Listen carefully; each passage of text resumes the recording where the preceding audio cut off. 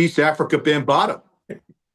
Ladies and gentlemen, boys and girls, children of all ages, we're already laughing. The worst version of Hollywood Squares ever, the tic-tac-toe that never happens. So They shut the lights off on the bottom part of the tic-tac-toe. they did. They couldn't get enough guests. So Yeah. here we go. Couldn't pay the bill. Ed, you know how we do it. We got a movie review to do, so let's get right into it. All right. Hey there, podcast fans. You ready to show off your love for the 1973 podcast? We got over 20 different designs of t-shirts and hoodies that capture the essence of classic stuff. Whether you're a fan of the show or just love that retro feel, we've got something for everyone. From bold prints to your subtle nods to your favorite personalities, each piece is made with top-notch quality and that timeless classic you crave. Perfect for lounging at home or making a statement out and about. And don't wait, the collection is flying off the shelves faster than you say, don't be cheap, buy a shirt.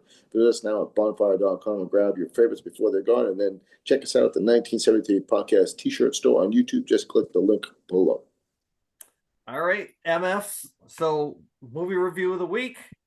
It was the Phantom's pick. And tell everybody, Phantom, what was the movie for the homework? I picked 2006 Christopher Nolan, The Prestige. I got turned on to this one from my younger son, Austin, who was after me for quite a while to watch it. And he kept insisting that I probably had already seen it because it was in that hot spot of those, mid 2000 movies where we pretty much seen anything that was decent. But I don't know if it was the magic plot that kind of made me never watch it. But man, did I miss a good one? I thought he nailed it. That might be one of the better suggestions I've gotten in a while to watch something I haven't really ever seen before. It's pretty much based around two magicians that are friends. After a tragedy, they kind of become like bitter rivals, and to say they're obsessed with each other's acts and one-upsmanship and who's the better magician. And as the story goes on, it's twists. There's on a rewatch on this, they hint around to everything.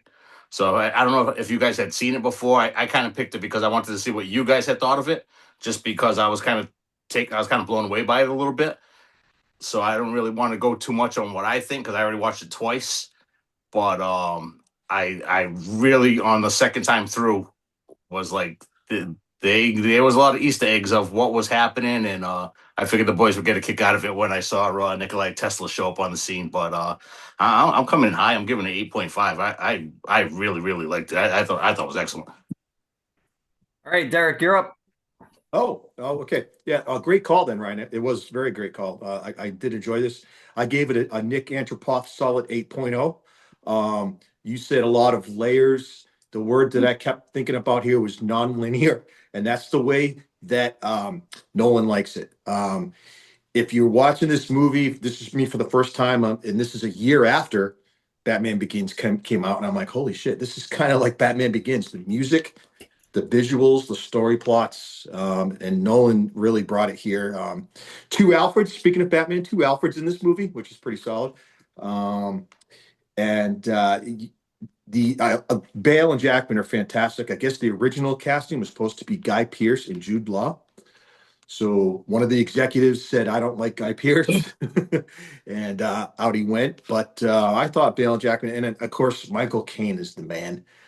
Anything he's in is just, he's great.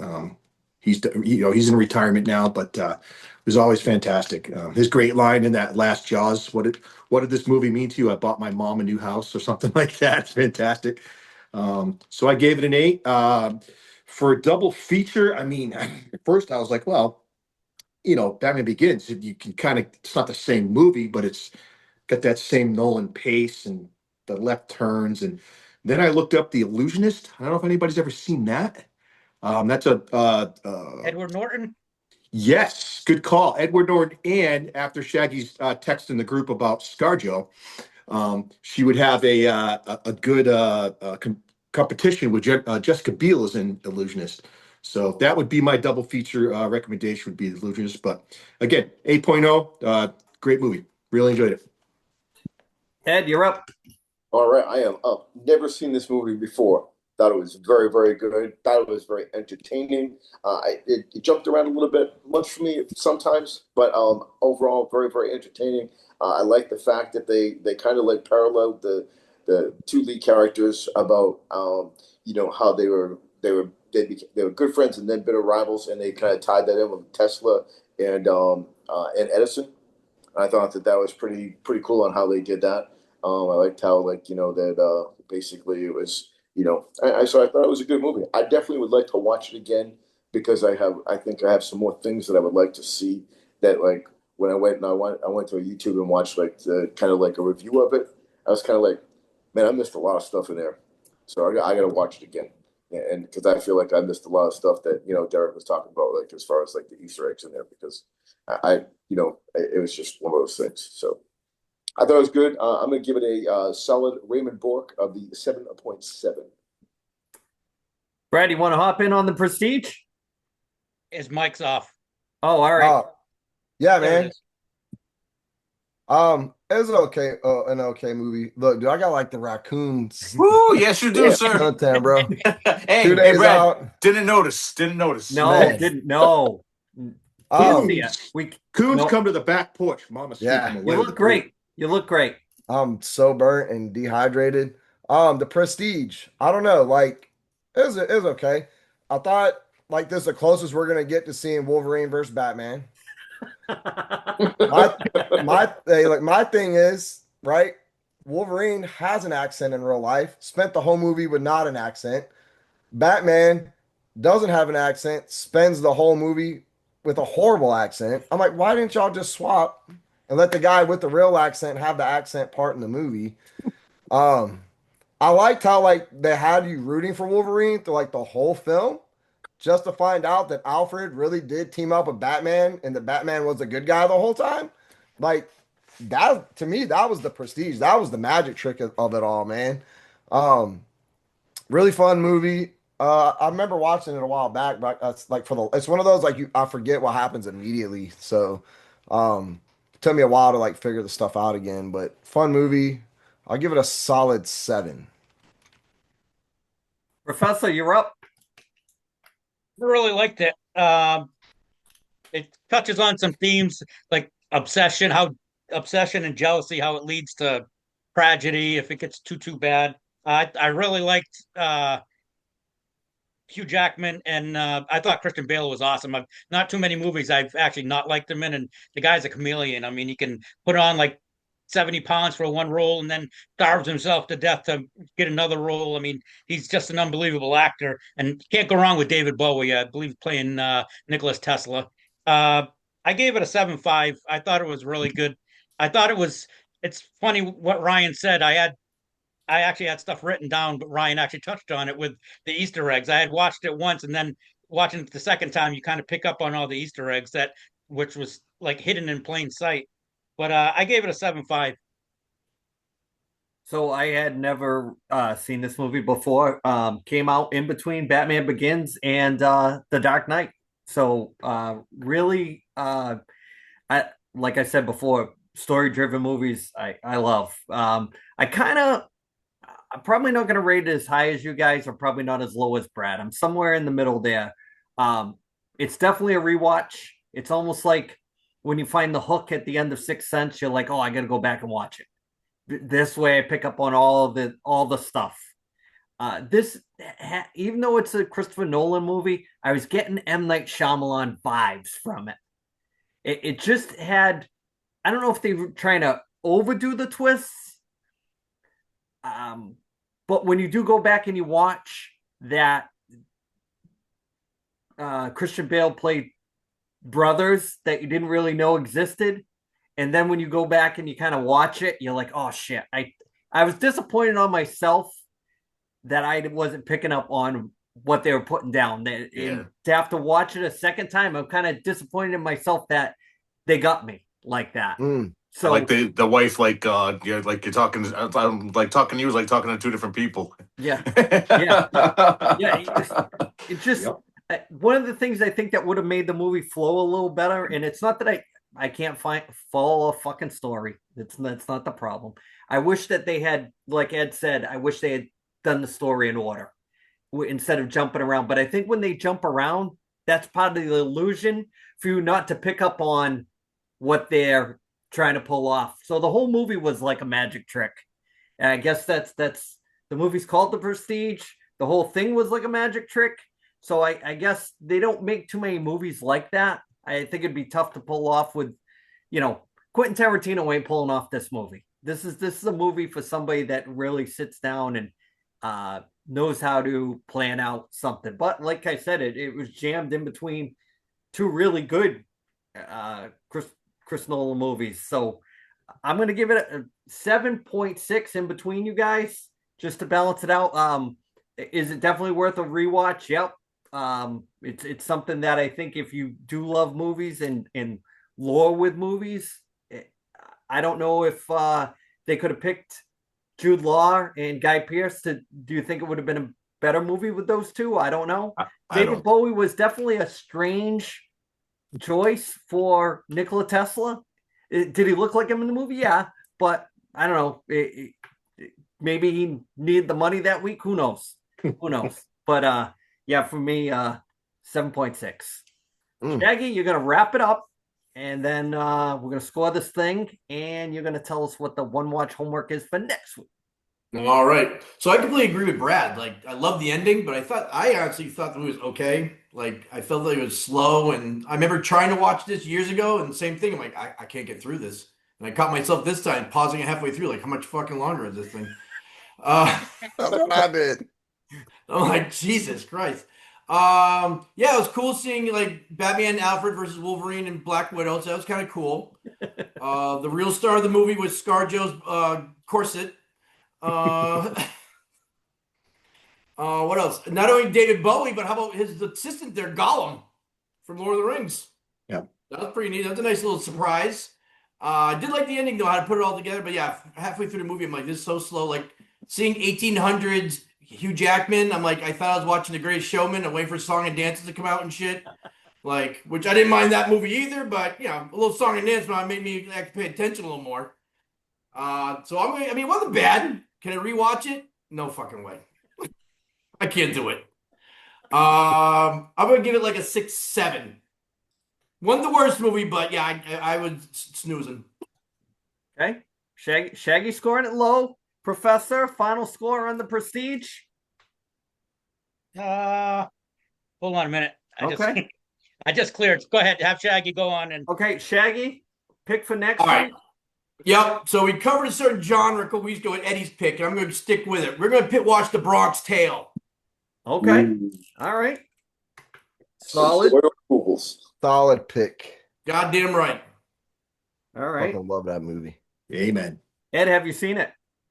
A long time ago, yeah. Okay. So you haven't seen it. No, I've seen it. I've seen The Bronx Tale before. Okay. All right. And if you want to, they also got the Chaz one-man show on Prime, I think, too. So you can do that. He does a one-man like Broadway show. So you know what? I know somebody that's been to it. Really? He comes to Rhode Island. Yes. Know somebody that went last year, said it was so good they're going again this year. And when a certain word comes up in the movie and he has to say it in front of a live audience, he that's the hook. Everybody waits to see if he's going to say it or not. So if you want to go see it, yeah, oh yeah, in front of a live group of people, which is something to see, I guess. I'm like, I might just watch that one too this week. Yeah, that's The Prestige if you go see him live. It's going to happen. Scotty's The Prestige tonight.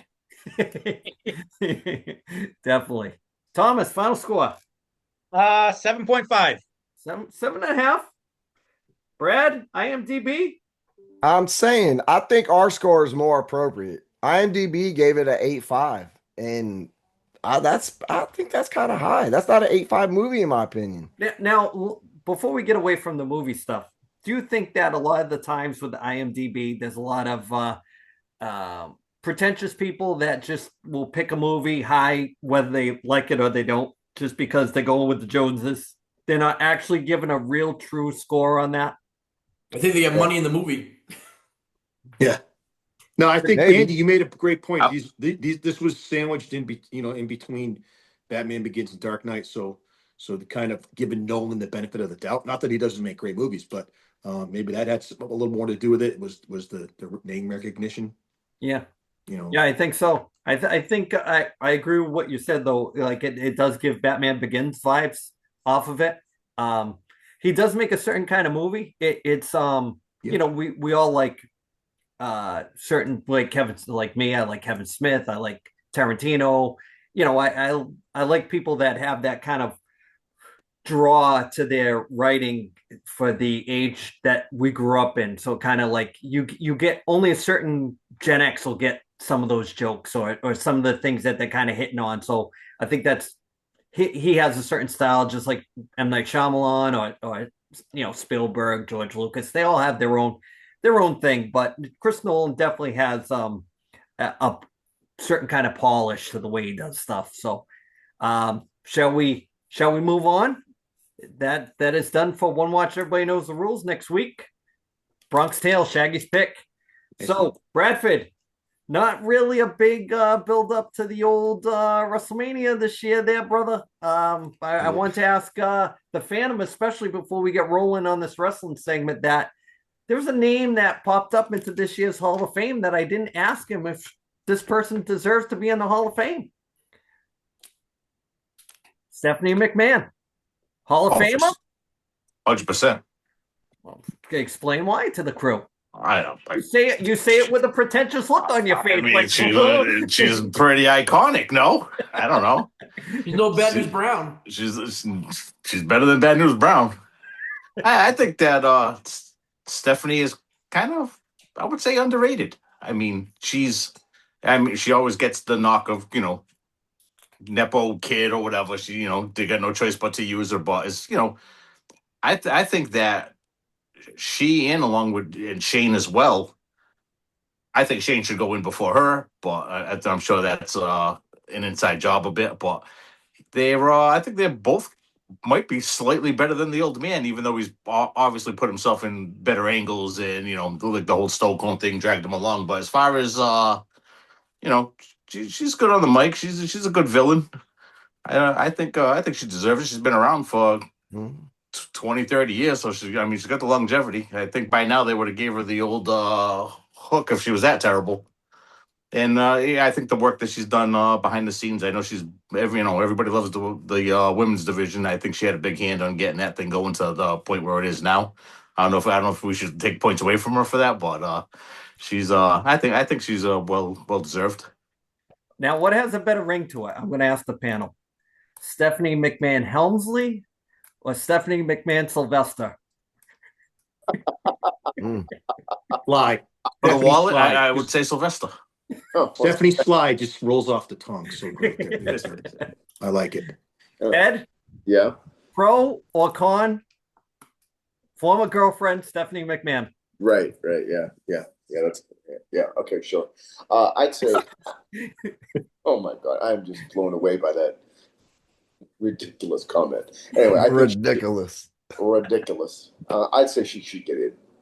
I mean, she played it all, and then she gave the absolutely no way are we gonna pull that angle with Vince when he was like, yeah, that he got her pregnant, you know. So Good call.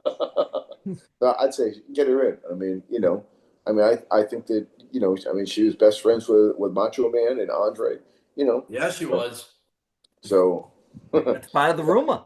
Yeah. That's why that's one of the rumors.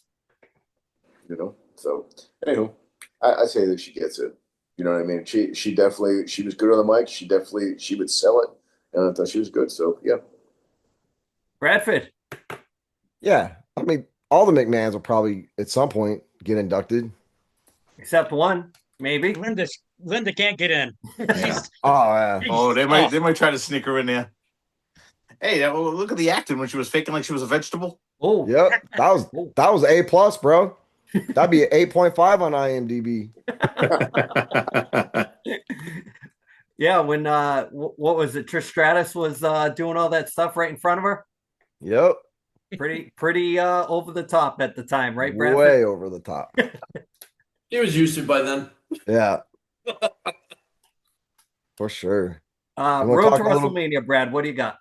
What's that? Road to WrestleMania. Well, last week we talked about how they brought in Pat McAfee, and I'm not gonna hate on McAfee. Him and Punk traded some really good promos. Not mad at it. I like everything McAfee said. I wish they would have got somebody who was more WWE to come out and say the shit that McAfee said. I think it would have hit way harder if it was a company man and not a part timer. But then he comes out on Monday and announces a 25% discount on WrestleMania tickets. Like tickets have been so low. Whenever did Vince McMahon ever have to come out and discount any pay-per-view to get people to buy tickets? I can't think of it a single time. I like But how they're sticking it to the Saturday. The discounts are for the Saturday, not for the Sunday. yeah. And I went and looked at ticket prices and they're still through the roof. I'm like, we still can't afford this shit. Maybe the upper nosebleeds for $600 a ticket. Do you But think the problem is that they went to the 2-day format? Because if it was only one day, it'd be a good card. Right. So if Right. if you took the top 6 matches and just made it a regular WrestleMania like we grew up with, yep. I mean, there's a lot of filler you're trying to do two days worth, Yeah, and it's not like the 2 hour, 3 hour show. It's like an all day affair. So That's it's all day, bro. I don't think that you should be on the card if you're not worthy, dude. That I'm with you, like a Hall of Fame type thing, like Yeah. where That- well- you fulfill the Hall of Fame stuff, which is admirable with your picks and stuff like that. But I'm like that with WrestleMania. If you don't deserve to be on that card, don't That- good. that WrestleMania should essentially be the year's worth of wrestling all-star game. Yep. Like Yep. your year's performance earns you that right to make that card. Yep. Agreed. Now, do you think the angle that they're working, Brad? Do you think they're making TKO like the heel and all the wrestlers, the baby faces, when they're looking at it like that? Yeah, they're trying because there's no heat on this Mania season. There's no big storylines. Like they gotta make somebody something. And I don't know. I think we talked about it too. Is like we wish Randy Orton was talking to somebody else. Like Pat McAfee, that just didn't make a whole lot of sense, man. And then like Gunther and Ray were supposed to have a retirement match. We were all looking forward to that, but Ray was hurt. Now Ray's healthy. He just showed up in AAA, did some shit, and now he's in the Intercontinental mix for the ladder match. I'm like, whoa, no, if you're healthy, then why didn't we get this Gunther thing? Because y'all didn't find out just today he was healthy. Y'all knew. Like, what are we doing here, man? I don't know. I think this WrestleMania is gonna be a hot mess, bro. I think it's gonna be a fucking mess. The thing that's wild is, and it's kind of happened over the last 3 years, is the stuff that the marks, the real fans, the shit that we really, really hate, makes us watch it even more than when we were watching it before. So it's almost they get you all fired up with, I can't believe they're doing this, and this is stupid, and I fucking hate it, blah, blah, blah. I can't wait to watch next week to see what they're going to do. So it's true heat. It's almost like it's old school. Yep. Let's throw Pat Matt. Who's going to piss the people off? If they had brought out anybody else that say that we knew, if they brought back Kevin Owens or Jericho or anybody, yeah, we would have had a reaction off of it. But where it's Pat McAfee, and it's like ESPN driven. They're trying to get a rise out of everybody, and it's freaking working because you start getting the people that are talking that don't really watch wrestling every week talking about it, or they're starting to hear about it. It's almost kind of working in a weird way, even though you're upsetting your true fans. But I think that's almost what we're looking for. We're looking to. It's almost like when you got your sports team and your team wins all the time, and you start getting used to it. Sports is never as good as like when we were like suffering Red Sox fans when they had never won before. It was like that pain of losing every year.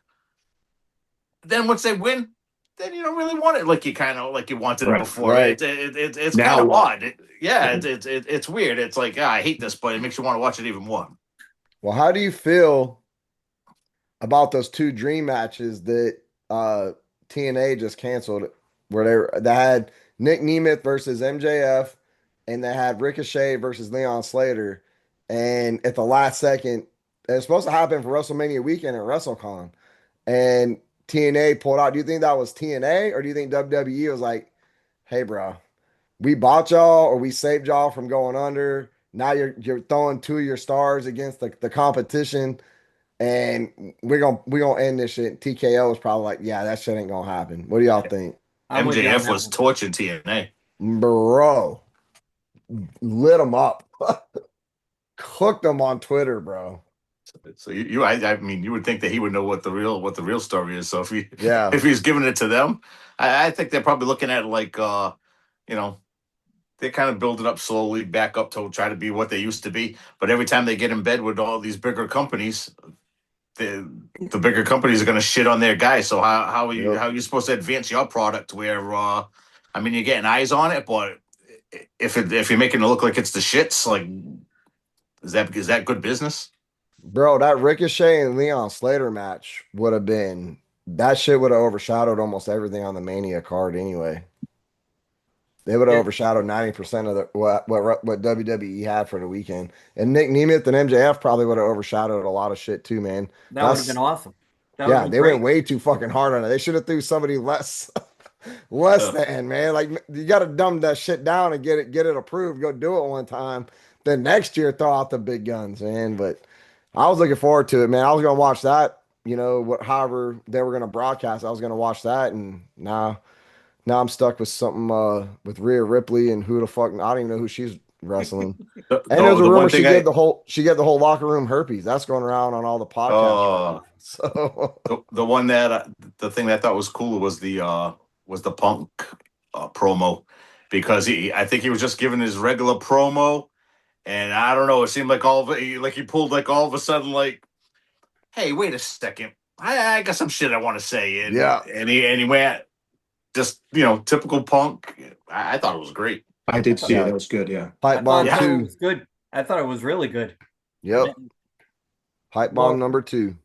More of that. I'll take that all the time. Like there's some people that when they start talking like that, they have your attention, and it doesn't happen too often. But he's definitely one of them, especially when it gets slightly butthurt somewhere. There's there's a little bit of venom.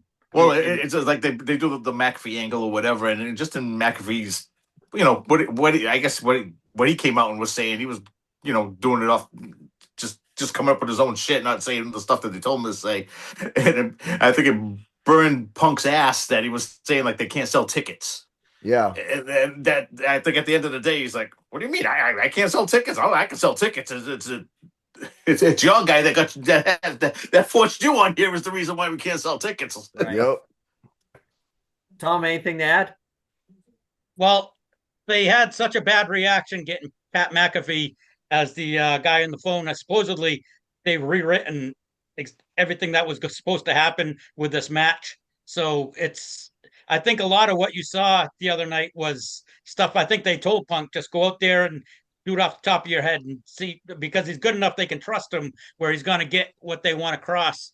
But the only match that actually interests me, I'm kind of psyched to see Drew McIntyre and Fatu see what they can do in a, like, what is it, a no holds barred match, I think it is. Yep.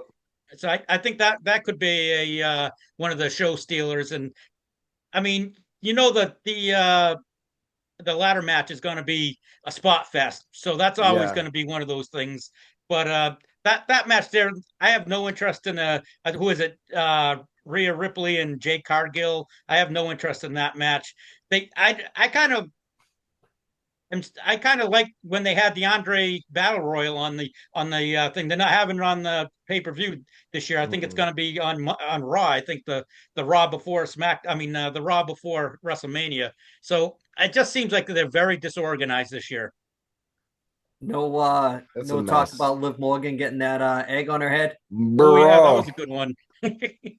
That's fun for the guys that don't even watch wrestling. Look up Liv Morgan getting shoved into some other girl named Bang. Yo, but I like it because Stephanie McMahon gave zero fucks about it. Liv Morgan and Roxanne both took it like a champ. Stephanie posted it, or no, Liv posted it. Stephanie chirped her on Twitter or whatever, and like there's no beef about it. Like they took it, man, and they just ran with it, and it just added more heat to the match. That's the match I'm gonna be watching. If I'm being honest, I'm gonna be tuned in. Is that volume off? What's that? Is that volume off when you're watching that match? Yeah, volume off. I'm gonna send everybody out. I Get need the a oil. room. Is My God. a one match Diddy potty for you, Brad? Yeah, I'm gonna have the baby oil out, He's some like, tissues. Because I'm gonna be My crying. eyelids, It's gonna be a close work my of eyes. he's art. like, I got sunburn. Can you go get the aloe for me? You That's know not what? your The nose. one thing as an old school wrestling fan that bugged me the other night was when they're trying to hype up the main event with Orton and Cody, and they have McAfee holding up the belt at the end. To me, you always have the challenge. You have Orton should have been holding that belt. That's just something that Yep. irritated me as an old school fan. McAfee's gonna have that belt on ESPN all week, All week. guaranteed. Yep. McAfee saving wrestling. I thought wrestling was for the poor. It is The for the thing, poor. it's for the poor. And the thing is, like, AEW don't even have that Not that much poor. better of a product to have WWE on the ropes. They're on the ropes right now because they're just pissing it down the drain. It's like, pull your heads out of your asses, man. Nobody wants to pay $10,000 for floor seats to WrestleMania, and the card looks like that. You get to keep the chair though, Brad. You get to keep the chair if you're in that one little section by the Okay. ring. Okay.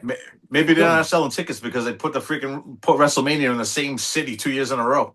So the people that Yeah. went last year are probably saying, I ain't pulling that off 2 years in a row. I'm gonna be honest, I was mad when they took it from New Orleans. But looking at this card and the prices, I don't give a fuck right now. Like, let that shit crash and burn. And then the next one's in Riyadh. Go right ahead. Go right ahead, bro. I'm not mad. Not mad one bit. I'm gonna go to Money in the Bank because that's our consolation prize. But you know, who knows how much I'm about to spend for those fucking tickets, man. Ridiculous. Side note, Slammiversary coming to Boston. That's a little side note. You guys should go to that. I would go. Thomas, you ready? Sure. Let's go. I think Stephanie should be in the Hall of Fame too. Hey. One day I wear a fucking wrestling shirt. You don't ask me the fucking softball question. The fuck? Bro, Hey, that's a you- nice shirt. Jabroni, Hey, I have no idea where the fuck you're, they are. you're just here to show off the taco meat this week. Bro, where'd you get that shirt? Online. Yeah, get your money back, bro. Where'd you get No. that? Comes with a free sunburn. Where'd you get that shirt online? I'm fucking know. Bonfire? No. That was the other t-shirt. Professor, Are you ready? All righty. 1973 podcast is brought to you by Elite Hockey Company. At Elite Hockey, it's all about the game. Whether you're a seasoned pro, a weekend warrior, or lacing up for the very first time, they've got you covered. From top tier gear and custom equipment to apparel, live event experiences, and full team support, Elite Hockey is built by hockey players for hockey players. It's not just a brand, it's a community, a place where players of every level can stay sharp, play hard, and live hockey. So if you want to elevate your game, support a company that supports the hockey world, and join a movement that's growing fast, check out elitehockey.com today. Tell them the crew from the 1973 podcast sent you. All right. Well, let's finish my I've been doing all week. I've been doing the all last month, I guess. Been doing the award show, the MLB awards preview. My last one is manager of the year. I'm going to go AL manager of the year. I'm going to go not off the board, but I've got a good feeling about Baltimore's team this year. I'm going to go Craig Alvarez. I just think with the addition of the pitching staff with Shane Baez, Chris Bassett, I think Trevor Rogers was an underrated pick. With the lineup additions of Pete Alonso and Taylor Ward, I think they're going to surprise a few teams. NL, I'm going with this. I do it every year. I think this year it's Pittsburgh's finally going to break through with the Central this year, as long as they don't get in their own way. I think Don Kelly will win the award with Skeens, Connor Griffin. I like the young kids, Bubba Chandler, Braxton Ashcroft, to go with the veterans like Mitch Keller. I just got a good feeling about them this year. So my predictions are Craig Alvarez and Don Kelly. And it's the Connor Griffin era. Yes. Yeah. Interesting to see. Yeah. Thomas, any segue with the Pittsburgh pick with the passing of Phil Garner? Yeah. Yes. Derek, go ahead. I know you've got a lot more to Oh say no, about this. I saw that earlier. If I remember correctly, Andy, back in the days, you were a big Phil Garner fan, if I'm not mistaken. So Oh yeah. I remember that might be like the first signed picture I saw at your house in East Yeah. Haven. It just came to me when I saw them. I love those pirate uniforms. They had great teams back in those days too. So yeah, The We rest Are in Family peace. years. That There you was go. Yeah, that was the Rest in heyday of the Pirates. No Yep. Yep. button downs. They had the pullovers with the ship captain hat, and Yep. Softball Yep. uniforms. if you Yeah. made the All-Star team, they'd give you a little star to put on your hat, and that was pretty cool. Guys had like Yep. multiple All-Star game. I think there was, I don't know if it was the 80 All-Star game. I think they had like the most guys from one team in a starting lineup at the NL side Could've of been. the All-Star team. It just, I don't know. We always talk about what was compared to now, and I don't think the sports will never see a run like they had back then. David Lopes passed away like a week or two back, and we've got to mention that, and it's all from that era, and it Yeah. just it just reminds you of when sports were blue collar, and it wasn't unaffordable to go, and you didn't have to buy tickets 6 months in advance to forget about the money you spent when you get there, and you spend more money. That's what I think that's part of the marketing now. They get you so upfront with tickets ahead of time that by the time you get to the event, whatever it is, whether it's a concert or sporting event, you forgot how much money it costs you to get there, that you're spending more money. So SeatGeek. yeah. SeatGeek. 5 day of discounted. You wanted to add anything else to the baseball stuff? Not baseball. I think we're kind of done with that for right now. Big story in the New England area this week. I know Shaggy's and I were going back and forth this week. Mike Vrabel and Diana Rossini. What do you guys think? Is she his side piece or what? 100%. 100%. Like Ed, Stephanie McMahon. Yeah. Well, was Albert Breer on Toucher and Hardy on Friday? He said he 100% thinks it was a private investigator hired by The husband? wife. So Yeah. yeah.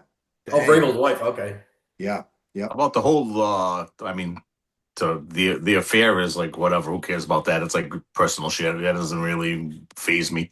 How about it's like the nookie for information from multiple people. Sources. Yeah. Right. So that's the Yeah. story.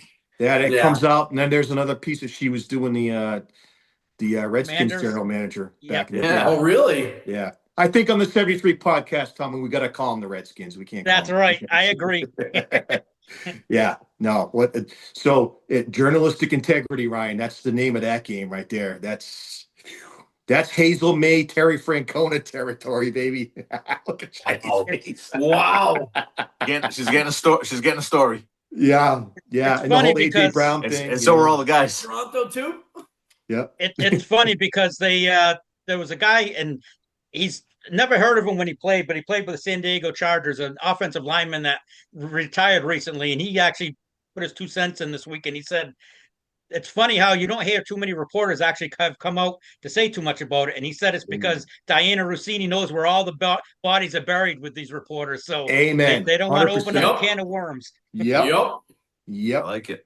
No question about it. Those That's those a Super tinfoil Bowl hat. trips, those Super Bowl weeks are like their own little Epstein Island down there wherever they go. So that's a You great you point. think Vrabel's going to get blowback here? Oh, no pun I think, intended. I think that's going to be a pass. Now he keeps It's a winning. pass. If he wins, it's a pass. Yes, Yeah. that's a great point. Start the season off 0-3. It's going to become a problem. I think so. That's going to be, EEI is going to be a huge Right. and all that other shenanigans, Monday morning quarterback. And I mean, honestly, like, the thing is just like, obviously she did something. She's been doing something for a long time to get her information. And Jason Whitlock said that's well known through the reporter community that's what she, allegedly does. You know what I mean? I like the narrative of he was like just helping her get out of the hot tub. Yeah. It was What just a a clever gentleman. picture. Just a clever picture. That's all. If I was him, I would have said AI. No, I wasn't even there. Wasn't me. Yeah. That's Yeah, a you don't wasn't drive me. you don't drive 2 hours to a resort like that for just to see a friend. This isn't I mean, have you been to Sedona? I would drive 2 hours to go. They're beautiful. I would have said Stephon Diggs gave me tickets to go to. Well, speaking of wide receivers on that one, Oh yeah. she's the one. She's the one that that Yeah. I was pumping the tires on the AJ Brown stuff Yeah. out of Philly. I was that. Is she getting that from Braves? Okay, baby. That type of thing. That would be my question. Absolutely. Not hurt nothing. Yeah. I get a question for Brad. Next time somebody asks you about what happened to your rosy red face, say I was just helping somebody out of a hot tub. Yeah, that's what it was. That's all you're gonna say, and don't say anything else. No, sell it. How'd you get that? How'd you get that sunburn with 55 degrees? Is what I want to know. I don't know what the high was today, but it was fucking hot. And the turf field is at least 20 degrees hotter than the rest of the world. It's fucking hot. Yeah. Edward, you got anything to add to the splits this week or what? Well, I'm just saying is, Good. no, I don't really have much to say. Do you guys? I know he made his debut tonight finally with Hagens. Did you see Felger tearing him up? Yes. Oh, All week. Dude, how do you have that job in this market when you start off a thing saying, I never seen this kid play. I don't know if he's any good, but I guarantee he's going to suck. All I have to know is he's from BC. That's all I kept saying. He's a Oh BC my kid. God. He's from Long like, Island. Jesus. So it's just like, You can't fake it till you make it. You're going to be just like, nah, I never even seen him play. But Well, actually, I do have something to say. It was really nice to see the Denver dynasty happen yesterday. oh my God. Listen, poor Ryan, he's the bridesmaid, and we'll get to him later. But that kid, Johnny Hicks, man, he's never going to make it to the pros at 5'10", but they got outshot 83-41 in those two games, Ryan. And that kid is unbelievable. Hasn't lost a game in regulation. never lost a game. Amazing. They took their old rope-a-dope and they waited, they bided their time. Ryan and I were texting back and forth like they are gassed from that double OT game. And Michigan is a very physical Big Ten team. So, yeah, you got to give them props there. And like Ryan, I'll let Ryan finish off with David Carl. I don't think he's going anywhere either, unless Ryan made a good comparison here. What kind of offer does he need to get? It's just got to be the sweetheart deal. You can't. You called it the Phil Jackson offer. Yes, the Phil Jackson team. I'll go to the NHL if I got a team that can go there and already win a cup. Yeah, guaranteed like 6 straight or I'm not. You know what would have been a perfect spot for him to go? Vegas. Yeah. But something. Hockey, unlike basketball, there is no guarantee. So you could jump on the President's Trophy winning team, and that doesn't mean you can win anything. No. Leave the Bruins alone. Yeah, he's 36. He's 36. He's got. I mean, when the Presidents coming was out in the first round. I remember that night watching them lose, and you could feel it. It was like you could feel like it was like when they blew up the planet in Star Wars. You could feel A million voices crying out for help. Feel the force just leaving New England when that happened. It was. Yeah. I mean, you could see the two people that were on. You could see their face just. Oh. Yep. It's true. Yep. Damn true, Ed. Look it up. Yep. Rewatch the episode. Allegedly. Tom, you want to add? How about the tough guy award going to Colorado Avs coach David Bednar, taking one upside the head, fracturing some facial bones, and says he's not having surgery until after the playoffs. He'll be back for the playoffs. Unbelievable. Wow. Yeah. Almost ruined a nice head of hair. He's right up there with Gullison, is the solid head lettuce in the NHL for sure. Hey, speaking of head coaches, we're all comfortably either resting from our Easter brunch or getting ready for Easter dinner, and all of a sudden it comes across the screen. Patty Waugh. Islanders fire Patrick Waugh. And, 97, 78, 22 record. The guy knows hockey front and back. There's no question about it. They were coming off a 4-game losing streak, but Ryan, I think it just comes down to he's not Matt Darch. He's not Matthew Darch's guy, and that's the bottom line. But why now? Why the board's been out there the entire season? I think he's a personality. I think that's his. He's a short fuse guy. I don't think he holds anything back. I mean, he is known to slap his own kid. So, I mean, this is just Patty Wah being Patty Wah. He's never changed, and that's what you're gonna get. So if you want, well, that would lead into Ryan's perfect shirt. I'll choke a bitch. No. The new shirt that we're gonna break out. Too many. Pussy mans. Yes. Too many pussy mans out here today. Well, and then on that, Ryan, the Saravelli piece where the players were sick and tired of him talking about his cups. I don't buy that. He was probably just trying to, make some kind of direct line to, hey, you've got to do this, you've got to sacrifice this if you want to hoist it at the end of the year. I don't think it was that. The players came out and said that too. And Barzal was like, hey, I was joking about the Tortorella thing, and then 4 days later, I was like, holy shit, this is real. So it took the players by surprise too.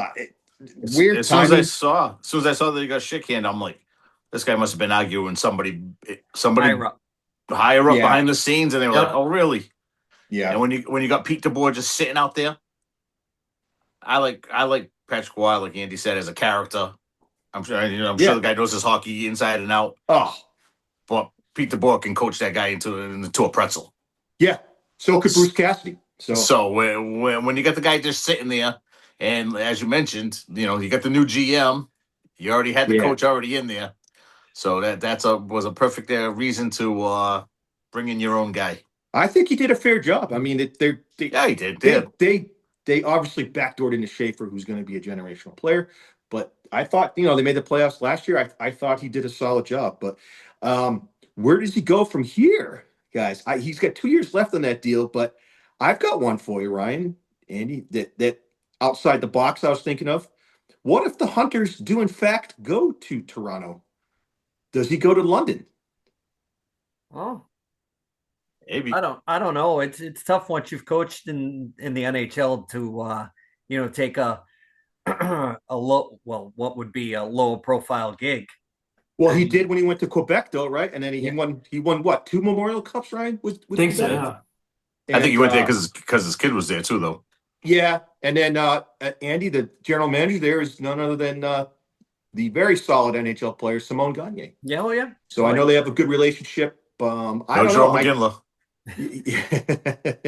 You know the way the fickle with sports now. Somebody will, be hurting for a coach, and they'll bring him in, and whether it's a smaller market team where maybe he'll work his magic or whatever that he was doing. Schaefer benefited from him, so it's not like he played any head games with him. He just let him go and let him play. Just let him play. Imagine that.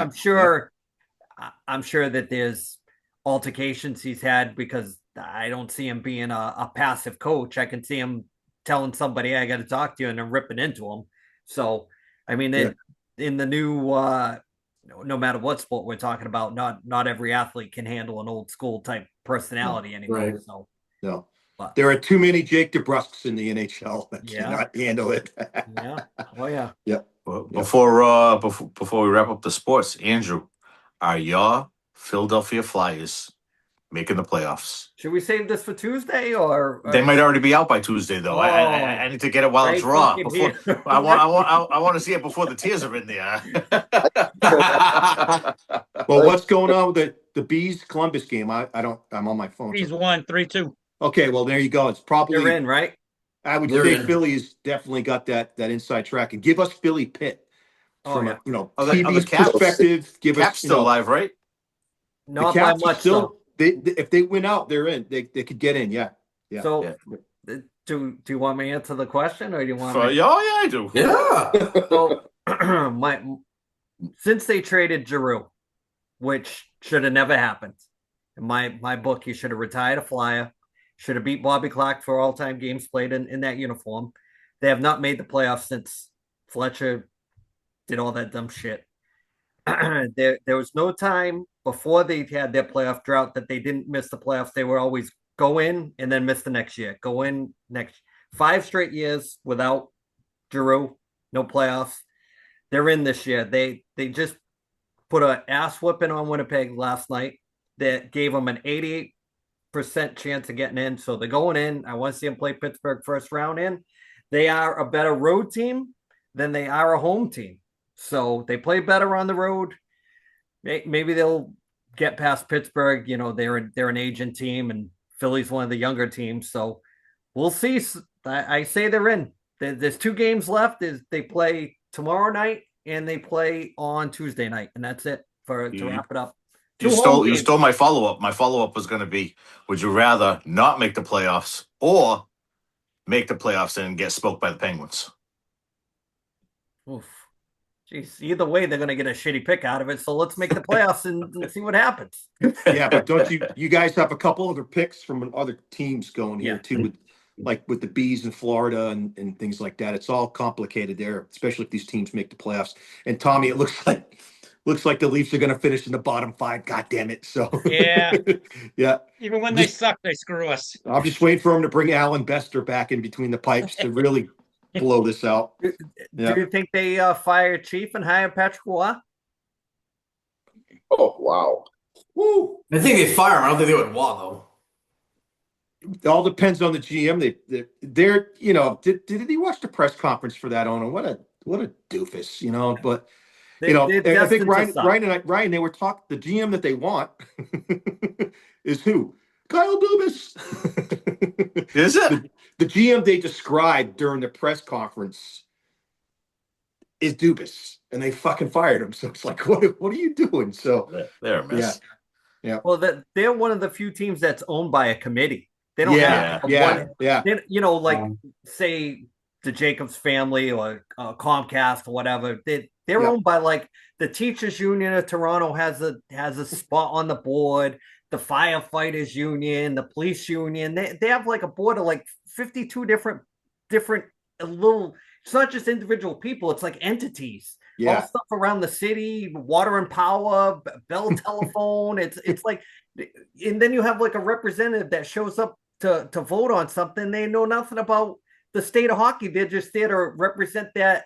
How can you run a team like that? Especially that's why they need a president of hockey operations to go with it. And I got an outside the box pick for you there, Ryan, too. I've been saving this all week for you. Remember last year when was Weeksy being bandied around for your Blackhawks as well? Yeah.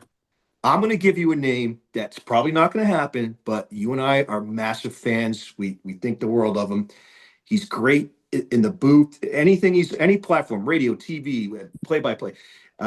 And he's good with the analytics as well, and he's quick with it, is Mike Johnson. Oh, really? Yeah.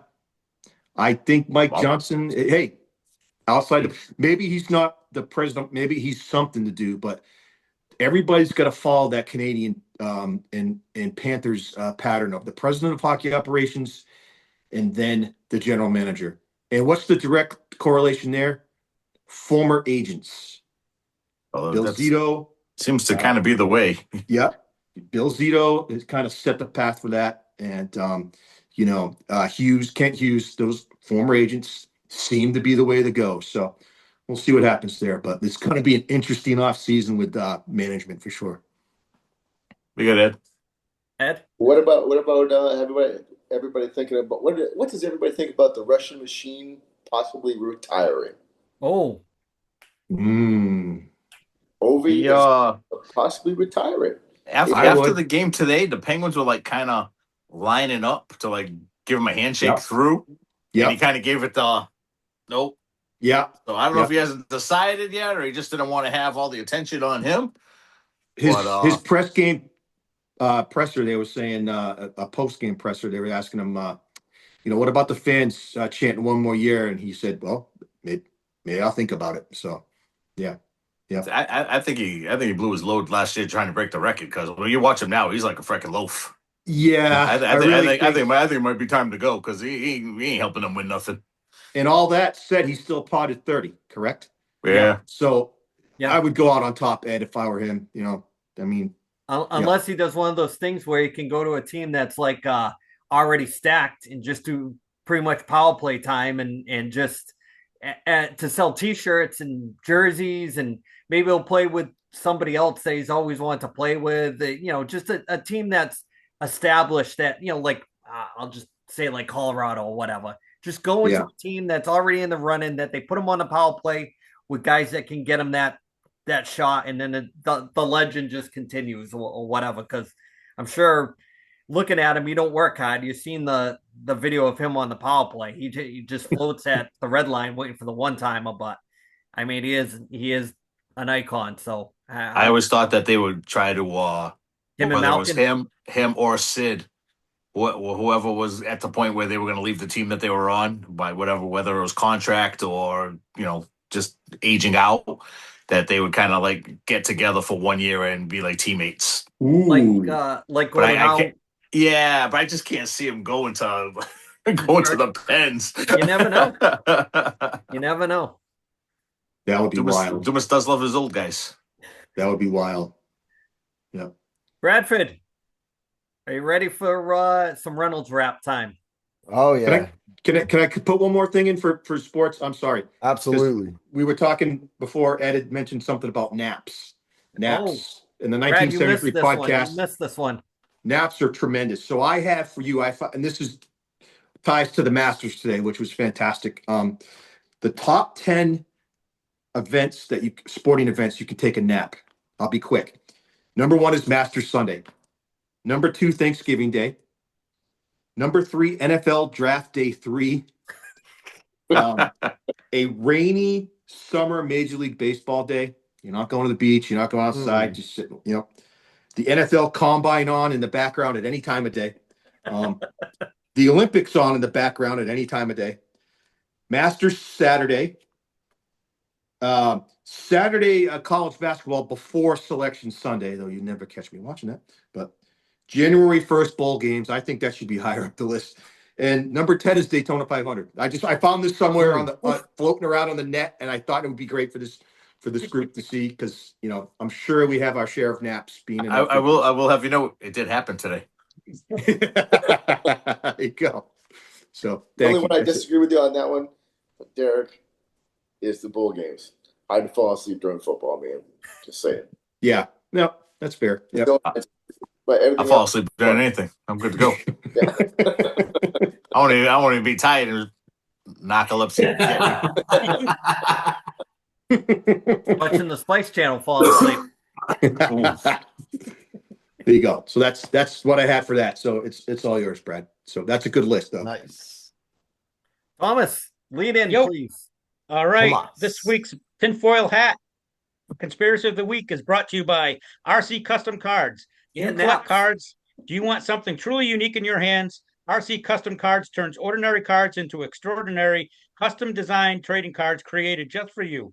Whether you're celebrating a milestone, honoring a team or friend, or building a one-of-a-kind collection, RC Custom Cards crafts premium, personalized cards built to impress.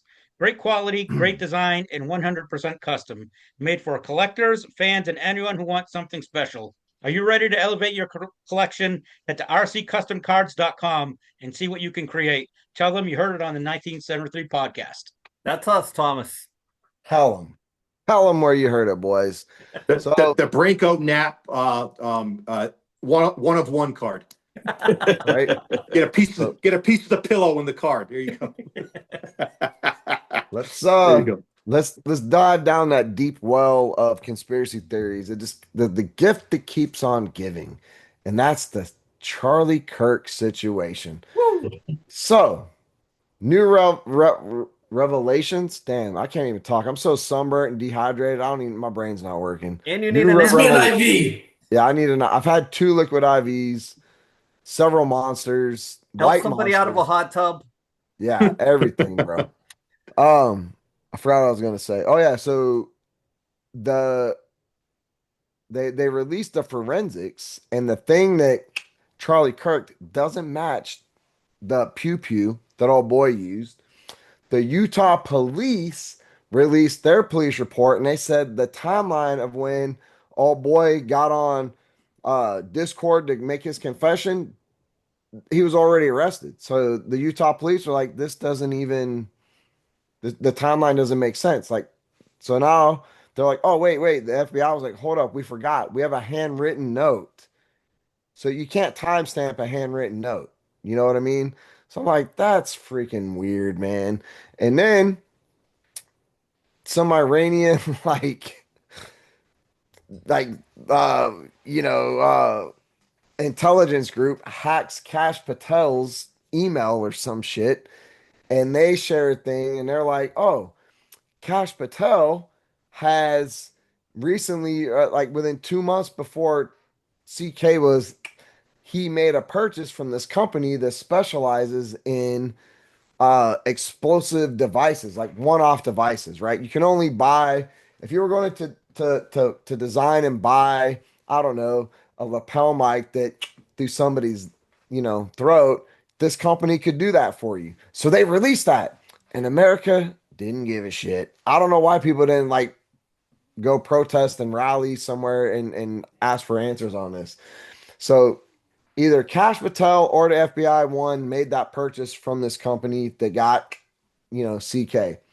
The thing about it is, once you use this company for their explosives, it doesn't dissolve or disintegrate in the soil. So, like, a practical application would be like a construction company that needed to level a bunch of land to build a new neighborhood or a mall or a building. They would use this stuff because it would just like it incinerates and blows up and clears everything out. But the land is useless afterwards. So then they just pave over it, which is what they did in Utah after they just within like 2 days they paved the spot so you can never go back to like investigate the forensics on it. And then it gets better. So that purchase happened months before CK. I think it was December. We all heard about it in the news. I didn't think much of it at the time, but the company that made the blew up, burned to the ground, and all 13 people fucking died. They got rid of everybody. There's nobody left to even answer the questions about it. And America just, it's like, hey, $4 Might have been Thomas gas, Edison's hey. people. What's that?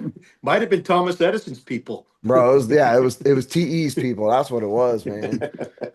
So this crazy wackiness, man, it's the gift that keeps on giving, man. I'm sure more is gonna come of it. I think Erica Kirk is in Coachella right now. Ooh. The grieving widow went to Coachella. Like, I don't know, man. It's the world of wacky. That's what it is, man. Is Vrabel there too? Yeah. Don't want to miss a Biebs concert. Right? The He's world of scouting weird. talent. As Andy says it, the world of weird. The wheel of Wicked weird.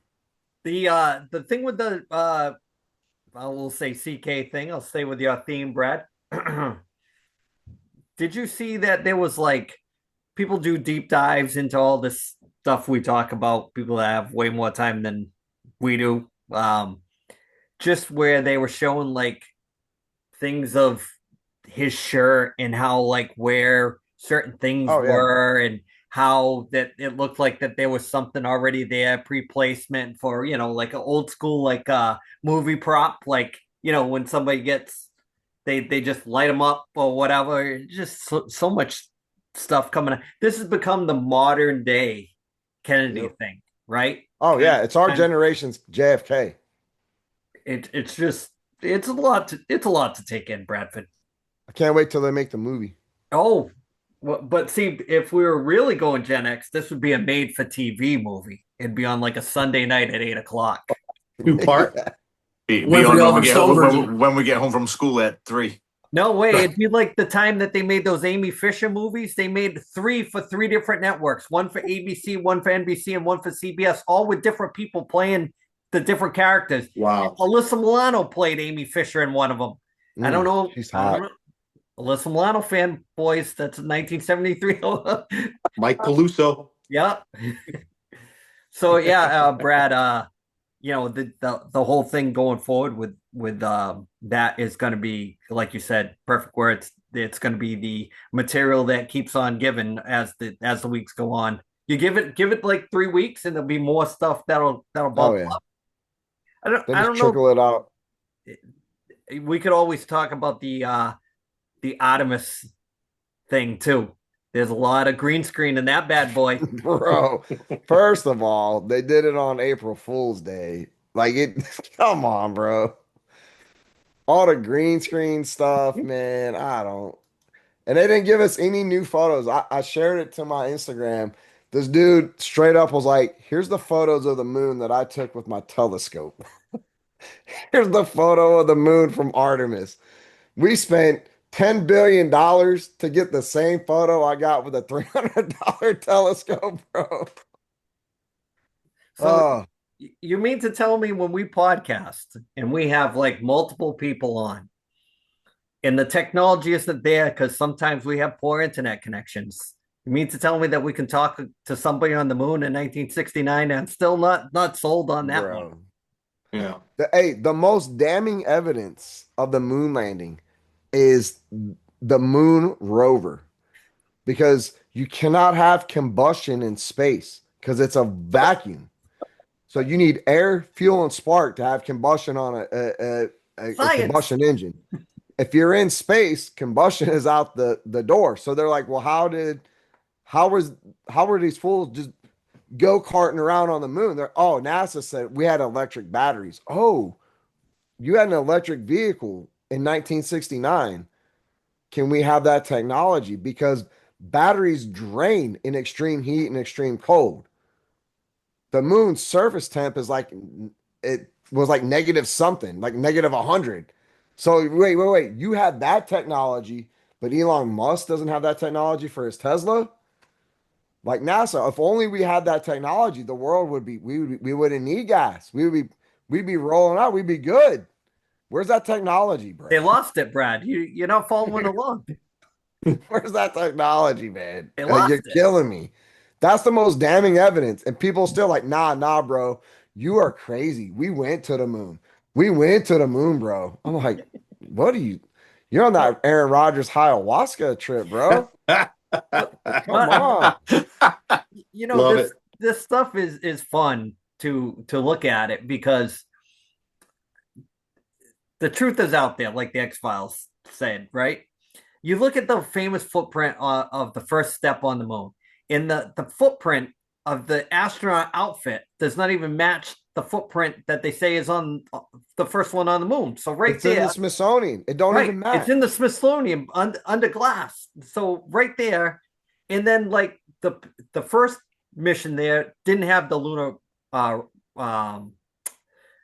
car, the buggy. It didn't have it on the first one. So how they use that same technology to get on and off the surface of the moon? Where the hell did they keep the car? Did they build it when they got there? And like the thing that sells me on the bullshit is who shot the footage of the module leaving the surface of the moon, and it moves up to it pans with the picture. It's not like they said it like and said, okay, we're leaving, and it just they got it going up. Like it had an eye to follow it. Who the hell's shooting that shit? It's just bogus all the way around. Bro, I love the clips. They're like, did you see stars? And one astronaut's like, yeah. And another astronaut's like, no, we didn't. Then they go to another clip, did you see stars? And it's a hard no. Then they go to another clip, it's a different astronaut. Did you see stars? And they're like, yeah, they're gorgeous. They're like, bro, get on the same page. When you blast up past our atmosphere and you're in space, do you see stars? Yes or no? Because when I look into the sky and there's millions and millions of these things, I would expect when you get out of the atmosphere and you're in space, you should be shucking and jiving between the stars to get to the moon, bro. But then when I look out the window and I see the moon from my front yard, it's a huge fucking ball in the sky. Artemis gets up there and they're in the space in their first pick of the moon and it's a pinhole dot. I'm like, shouldn't you be like, you're closer to the moon than I am. I don't get it. Science. Nothing makes sense, bro. It's fantastic. The biggest psyop of all time, Brad. I'm pretty sure they shared an image, NASA did, and it's like, look at this pretty cool picture from Artemis. And it's like this flat disc Earth picture. And some jabroni was like, nah, dog, y'all showed that same picture like 10 years ago. You just dimmed it. You added some shadow. It's the clouds, everything's in the same fucking spot. So like 2 years ago, they were talking about just bypassing going to the moon and going to Mars. Now they're going to the moon. What happened? They went backwards. We're not progressing with this hoax. We're just going back and hit and rewind on a cassette. Bro, we really spent like $10 billion. If they're even up there to just go slingshot around the moon and come back. They've done that before, though, right? Allegedly, they made a movie Like- with Tom Hanks about that. Like what? And all we got, the only research we got from this was a few pictures. I'm a little salty about it, bro. I'm just saying. I'm a little fucking salty. Brad, I don't know if you were the one that sent me this, but how come we're not seeing any upside down planes? Bro, I did. Bro, if they're in space, shouldn't they be able to like satellite in to the southern hemisphere and see a plane zipping around the curvature of the earth? Yeah. Wouldn't that plane technically be upside down as it came back up, or wouldn't it? Well, I yeah, don't know. I don't maybe. understand physics. I'm retarded, so somebody explain it to me. Allegedly. Allegedly. Well, hey, you better be careful. I mean, we have as part of the board of governors here. He's not here today to police that word now. Come on now. Well, we have to have a few on the podcast for tax purposes, Ed. You know that. Yeah, we gotta bring it back, man. Brad, I love how you drop CKs, but then say retarded. Hey, is that a bad word now? I thought we were bringing that back. Shaggy, what do you think about the R word? Big fan? Not a fan at all. Really? Sorry, I retract my I'll statement. forgive you. It's fine. My oldest kid is autistic, guys. I get a pass. I get the R pass. Oh, okay. All right. Oh, Oh, all right. It's a Hallmark moment. It's a Hallmark moment. On the moon. All of a sudden, the stream goes across the podcast. The more you Yeah. know. Oh my God. Brad, are we wrapping up this Artemis CK talk, or are we talking more about the R word? No, I got nothing left. I'm actually just holding on for dear life. I'm about to pass out. Yeah, he's like a lobster hanging on to the side of the pot when you're trying to stuff him down. I'm just like, yeah, I got one claw on. That's it. Allegedly. Brad, help somebody out of the hot tub. We'll start with the shout out so we can wrap up this. Want to shout out my boy? Can y'all see it? Got his ring. Everybody gets a ring these days. I don't care. Everybody gets a ring, Brad. Everybody gets a ring. But we started early in the morning, and our one day turned into a 2-day. And the boys, the whole team, man, these boys got a lot of grit. They're really tough. They have no quit. Until that championship game, when, as a coach, I think all the dads, the parents were like, can we just like go talk to this team and be like, hey, let's just mail this one in. We've been out here all fucking weekend. Like, it's hot, we're burnt, we're tired, But anyway, they play hard. Lucas, man, had a hell of a weekend. 0 strikeouts, guys. 0. Brought his batting average up from like 400 to like 5 something. Pitched 2 great games. They called him in at the last second because we were getting thumped. We're like, dog, we need something. Like, we need some spark. We need it. And brought his ERA down from like 12 something. I think it's like 5 something now. I'm not a big stat chaser, but like it helps like track progress at 10 years old. You know what I mean? And just like when a kid's been struggling all season and then he finds his rhythm and he's happy and he's confident and then he performs, it's like you got to celebrate that shit, man. So super proud of my boy, man. He worked his ass off. He did what I asked him to do, and then he stepped up when they called on him. So we back. Proud of you for representing the Navajo Nation also, Brad, with that red face. Bro. Good job. Yeah, Good job. next weekend's going to be a doozy also. I already know. Thomas, shout out. Well, it's kind of a 2-part shout out. First shout out is Rory McIlroy wins the second Masters in a row. But my real shout out is to the dude sitting behind the 16th tee who got on TV. He had the brilliant idea so that his friends could pick him out. But he had a fluorescent yellow hat on that said egg salad on it. And it worked because I saw him every single time they showed Good the call. 16th hole. Good call. I loved it. Yep. Good call. Speaking of egg salad, Ed, what do you got this week? Let's just say, let's see. Well, Thomas, good luck this week. Thank you, sir.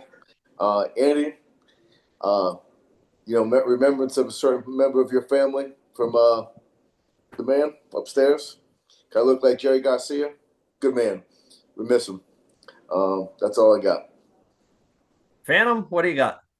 I'm gonna shout out Derek, but not Derek, but Derek Jr., who just spanked me in some fantasy championship. Yeah. Stole my thunder a little bit there, bro. Yep.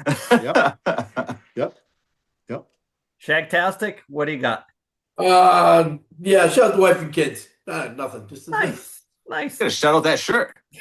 Yeah, Oh, shout out hell that yeah. shirt, bro. Send me the link. Hell yeah. It's Derek, comfy you got too. one? Go ahead, It's Derek. me?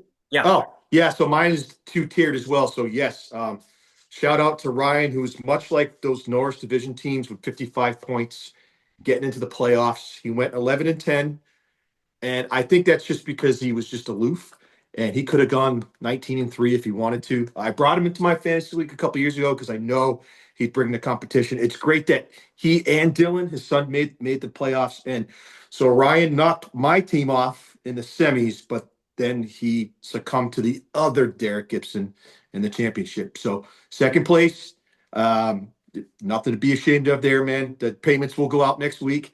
And man, congrats to my son. Yeah, I really don't give him a lot of help. Maybe a little bit. I'm sure no. Ryan, you give Dylan a little bit, but Give some grief. He crushed it. I beat him 2 years ago, and then now he wins. So, and Ryan lost last year in the championship, and you'll be back. You'll be back because your lineup is stacked for sure. You got some quality players, and Leo Carlson, everybody is about to take over the NHL next year. You heard it here first. But that's it. Congrats, Ryan. Nicely done. Ryan, if you ain't first, you're last. Oh. Yeah, ain't that the truth? So just quick shout out to the old man. It was always tough April when the stuff rolls around. But it's one of those things that always try to do these things because if he was still kicking, he would love this shit. He'd probably eat this stuff up. He would be laughing, saying, "How the hell are you guys doing that every week? I don't know. What it seems like you guys are always having fun. Where's Ed left now? Where is he? Is he in like the Gulf of Mexico? Or it would just be on and on and on. So my mother's also on Facebook, so if you see her, make sure you accept her friend request. So 1973 podcast done for another week. Big podcast next week. We got kind of like probably the biggest one we've ever done. So stay tuned for that. We'll see if we can pull it off, and hopefully it's an annual thing. So looking forward to it, fellas, for sure. Yep.